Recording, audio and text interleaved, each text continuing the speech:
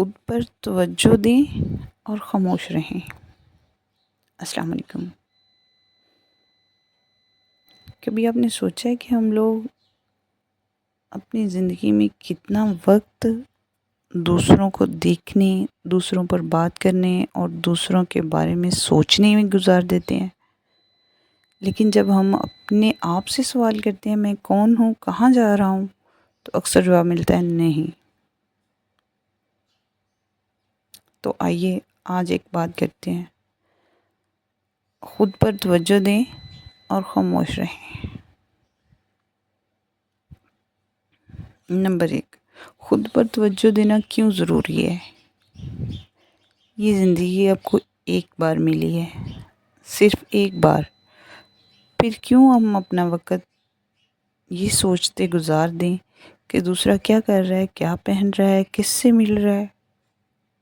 اللہ تعالیٰ فرماتے ہیں اَتَأْمُرُونَ النَّاسَ بِالْبِرِّ وَتَنْسَوْنَ أَنفُسَكُمْ، کیا تم دوسروں کو نیکی کا حکم دیتے ہو اور خود کو بھول جاتے ہو؟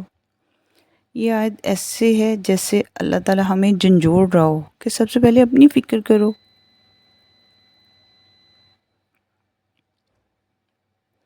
نمبر 2، خاموشی کی طاقت۔ کبھی محسوس کی ہے؟ خاموشی میں ایک سکون ہوتا ہے، ایک طاقت ہوتی ہے۔